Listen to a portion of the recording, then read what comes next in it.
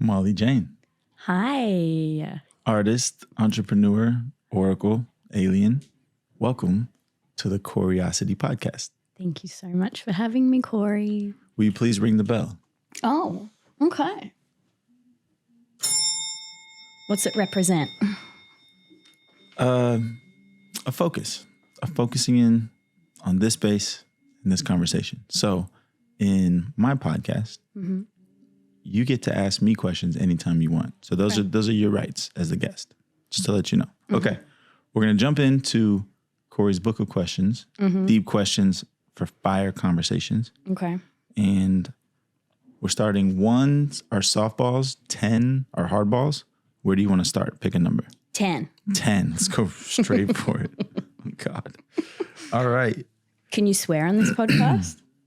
Yes, you can do whatever you want on this podcast. Don't give me that. Okay. I'll go haywire. Who cares? One day I'll be dead and no one will remember me anyways. Does this quote give you existential relief or existential anxiety? Relief. Relief. Why? Yeah. Yeah. So it's relief because it shows us how small and insignificant our problems truly are. And I think I had this conversation with you the other day. It shows the perfect balance of how literally nothing matters, but also it all matters at the same time too. It's the perfect paradox. Yeah. But for me personally, I love that thought. Instantly humbles me to my knees. Do you reach for that once a day? You know how you do an affirmation over and over again until it becomes a part of you? That's me with that. I don't have to reach. It's there. Okay. Okay, like me now with what else could go right. Yes. That's like yes. tattooed on my frontal lobe. It's there. It's there. I've said it or invoked it at least 2,000 times. Totally. Like how many times does it take before that's just ingrained in you? With you. Well, that goes back to childhood and how everything else about us has been built up a certain way. Patterns have been built up a certain way. So how long does it take? And then how long does it take to undo it? And how much control do we have right now as adults to change the narrative and new programs by doing things like that? And that's the big power to build up, narrative power. I've been thinking a lot about your ability to write your own story or feel like you have the power to write your own story is the super highway to wellness and feeling good. Totally. Okay. You know the concept of you never know the last time you play with your friends in childhood or like there was just one day that was the last time. You never knew when it was, right? So I've been thinking about this in terms of trying to quit social media. And I keep deleting the app. Eventually, I usually re-download it, but eventually, I think there's going to be that one time where it just works. And then I'll look back and I'll be like, oh, that was the time. I didn't even know it. I didn't even know that was the final time I would delete Instagram. Do you think there will be a final time you delete Instagram in your life, or do you think you will die with Instagram installed on whatever device you're holding as you pass into the next dimension? Absolutely not. Absolutely not. Absolutely not. It will be gone. It will be gone. It will be gone. I think. When?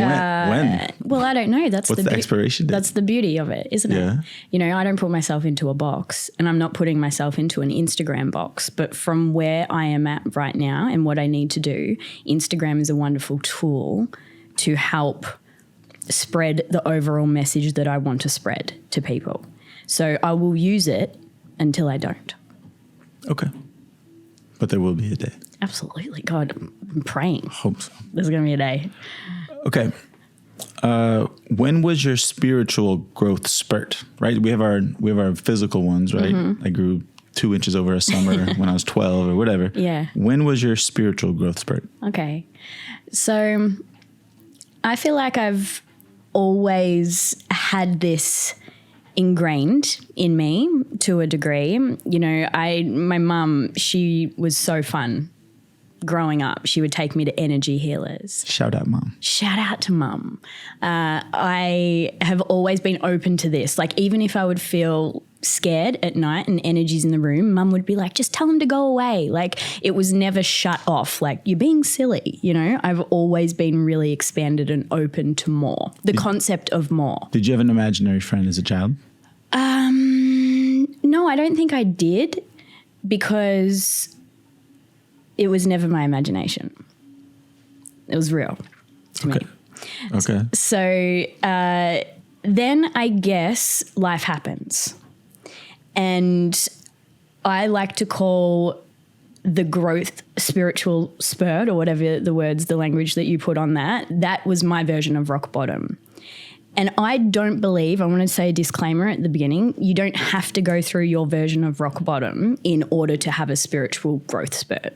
That's not necessary. However, the sad reality is a lot of people do go through something that shakes them to their core, that spirals them into a thirst for more, so to speak. So I was in a relationship for 14 years, and my whole identity was built around this person because I got with him when I was 17 years old. So, you know, that's just normal. Anyways, I'm not going to go into full details, but there was a point in that where my whole identity was stripped away from me, and from everything, from my home, my core safety, like what I thought was true, like everything was a lie. And I would look in the mirror and I could not put any pieces together of myself, of who I was. So from this bare, raw, very, very depressed, walking on the line of living still state, I started the process of unbecoming to become all that I can be. Okay. And I threw myself hardcore into that. Hardcore. Okay. And as a result, I'm now a superhuman. Okay.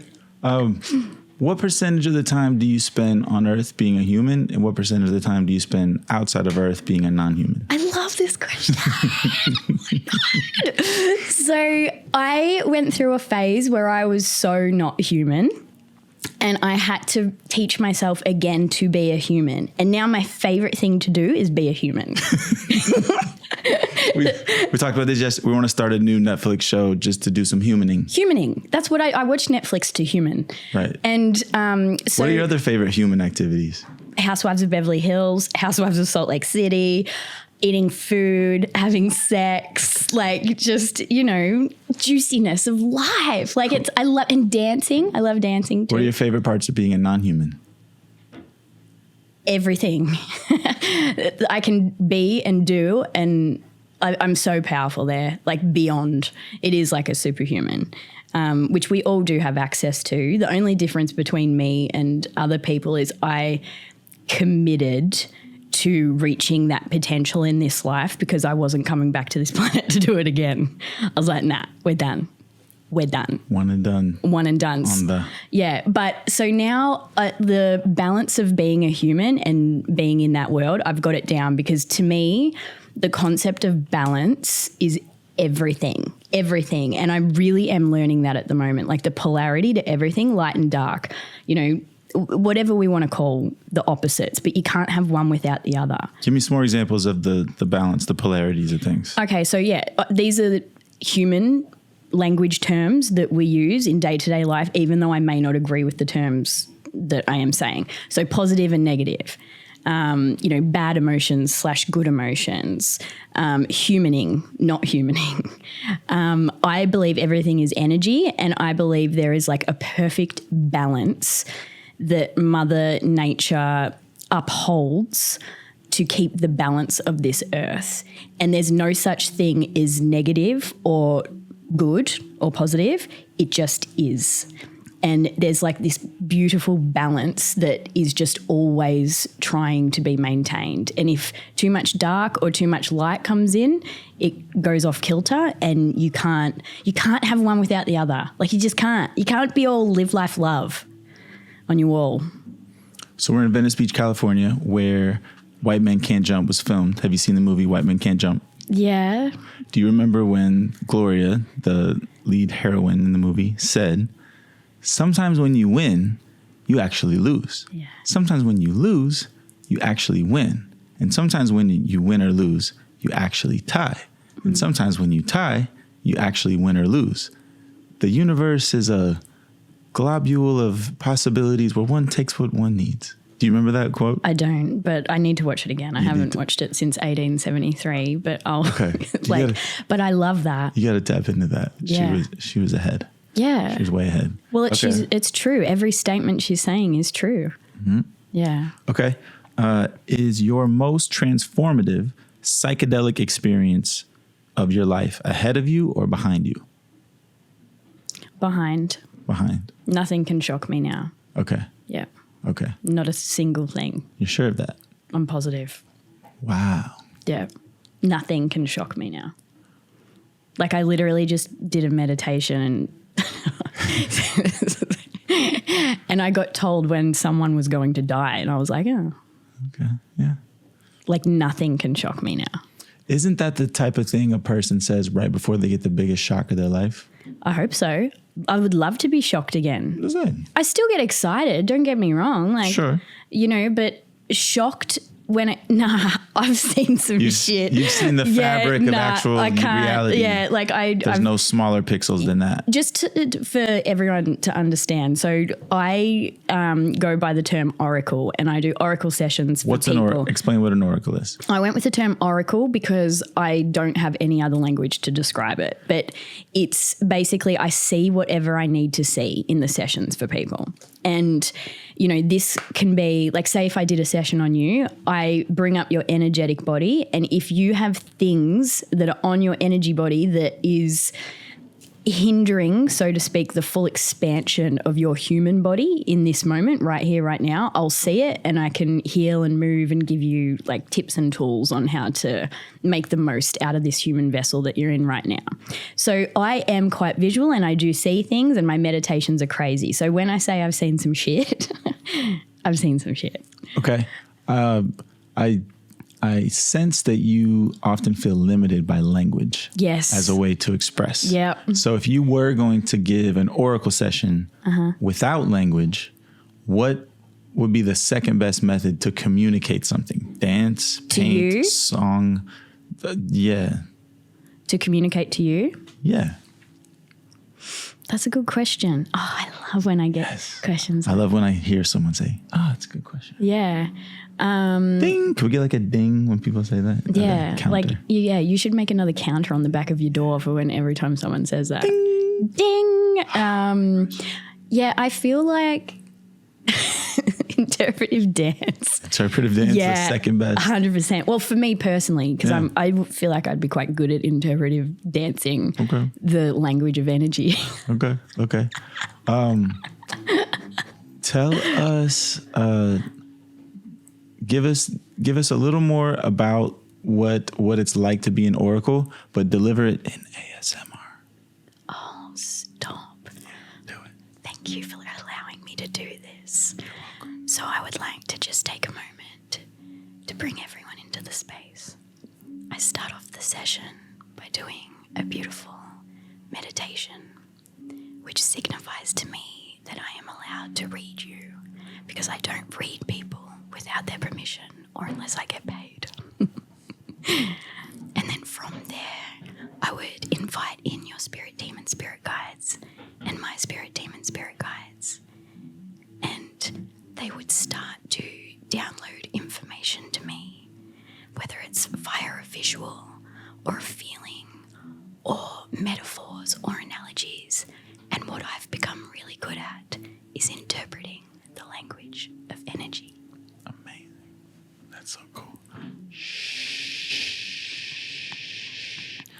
Okay, we're going to play Overrated Underrated. Oh, cool. So I'll say a thing. You say whether it's overrated or underrated and say why. Okay. Feel free to pass. Okay. Byron Bay. I think it's pretty hyped up, but with good reason. I love Byron Bay. I think it's really beautiful. There's an area just outside of Byron Bay called Cooper's Chute, and the land is just like I would love to have a house on a piece of land out in Cooper's Chute. Sounds like overrated, though, was your answer. It's definitely overrated because of the way people bang on about it. Yeah. However, it's valid. Okay. Erewhon. Oh, I love Erewhon. It's got the same vibe as Byron Bay. Like everyone bangs on about it, but it's valid. Like it's the overratedness, the amount of energy people put in to it can be valid. Okay. Dating or Aussie? Overrated. It seems so great, like surfer dude. Like, Nah. Look, no offense to the Australian boys out there, but I'm here for an American. Okay. Yeah. Ding, ding, ding. Okay. Ding, ding, ding. Okay, I'm out of questions here. Ask me a question. Okay. Cory, do you want to tell everyone about the first time that we met? What were you doing? I just moved into this place and everything was black. Yeah. Remember, there's a black sofa, and in the back there was a full ass music studio, and I found out how to turn a mic on. And so that guy Bobby came in my life some way, somehow. I think he was living in a van down by the beach, and he had a lot of things to say. And so he knew you and like pulled you into the room. I was just walking past. Next thing you know, the three of us are sitting in the back on the floor having the deepest podcast. And that was like, I wasn't so used to Venice Beach yet. That was like one of those far out conversations where I was like, oh my God. I remember looking at you and we were like looking at each other telepathically, and I was like trying to hold you in a really beautiful spot. Trying to keep me safe. Because you were like, what's going on? Yeah. Yeah. Okay. So take a snapshot of that and where you were then, mentally, physically, who Cory was then. Let's transport to right now. Can you please tell me the difference and the growth as to where you were back then to where you are now? I have a creative bravery that I did not have. I'm in this zone right now of as soon as I think I can be it, and then I get started on it. It's crazy. So that's a big difference. So like this creative confidence that grew up there, a lot of lessons in love. Yeah. Since then. Because how long ago would have that been? At least 2 years. At least 2. At least 2 years. So a lot of lessons in love, a lot of lessons in creative confidence. Yep. And I'm healthier, just feel healthier. Venice Beach has been really good for me. Yeah. And to me, but just for me. It's just been a healthy experience. I look back at pictures of me 3 or 4 years ago. I look significantly older than I do now. Aging in reverse is the only explanation. Huge change between then and now. So those are the bookends of podcast to podcast. Podcast to podcast. Have we just closed out a cycle? What's next? It's a cycle. What's next? There you go. Cycle? You tell me. Okay. What's next? What's next is constant motion and infinite adventure. There's just nothing else it could be. Segue music out. Segue. And here is our special guest for today. Ajaman's on the podcast. Welcome to the podcast, Ajaman. Hey. But yeah, this is a Curiosity podcast. Oh, my man got a stack of $2 bills, Taylor. Look at that. That's Oh, he got his letter. That's a Cory style special. Oh. Yeah, bro. Yeah, podcast is live. Podcast is live. What's up, gentlemen? What's up, gentlemen? Hi. We're going to make a donation. All right. Cool. Can you pay my bills? Can you pay my $2 bills? Can you pay my bills? Okay. We love you. Peace and love. Peace and light. Go to the strip club at the end of the month. You heard it here first, kids. Go to the strip club end of the month. All right.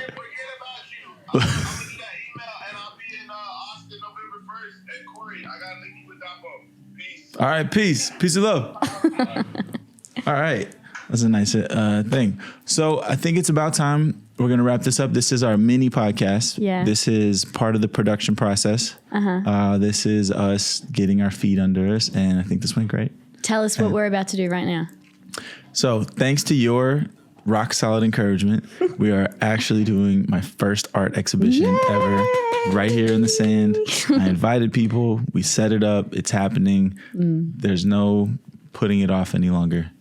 It's time. So the lesson is do creative work, and then you have to publish it. Express it. You have to express it. You have to give people a chance to interact with it. Can't just be a concept in your mind. So Totally. that's what we're going to do here. 100%. And this is a great way to human, right?